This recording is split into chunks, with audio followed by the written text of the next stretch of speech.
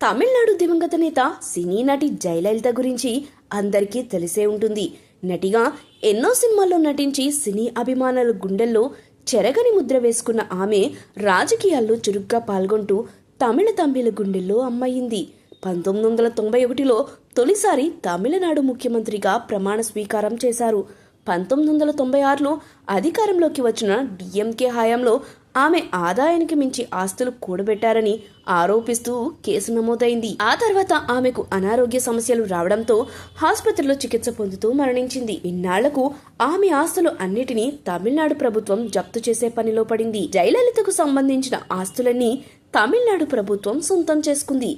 ఆమె దగ్గర ఎన్ని కోట్ల డబ్బులు ఉన్నాయో, ఎన్ని కేజీల బంగారం ఉందో ఇప్పుడు మనం ఈ వీడియోలో తెలుసుకుందాం. తమిళనాడు మాజీ సీఎం జయలలిత వివాహం చేసుకోలేదు.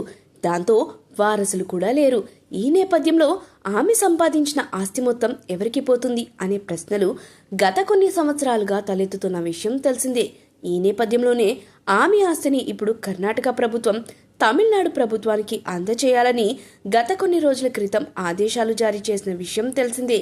ఈ నేపథ్యంలోనే బెంగళూరులోని పరప్పన అగ్రహారం జైలులో భద్రపరిచిన తమిళనాడు మాజీ ముఖ్యమంత్రి జయలలితకు చెందిన ఆస్తుల పత్రాలను కోర్టులో అధికారులు నిన్న రాష్ట్ర ప్రభుత్వానికి అందించారు. 1991-96 మధ్య జయలలిత ముఖ్యమంత్రిగా ఉన్నప్పుడు ఆమె ఆదాయానికి మించి ఆస్తులు కూడబెట్టారని ఆరోపణలు వచ్చాయి. ఇప్పుడు మరోసారి ఆమె ఆస్తుల గురించి వార్తలు తెరపైకి వచ్చాయి. ఇందులో భాగంగా ఆమె ఆస్తిని తమిళనాడు ప్రభుత్వానికి అప్పగించేందుకు బెంగళూరులోని ప్రత్యేక న్యాయస్థానం చర్యలు చేపట్టింది.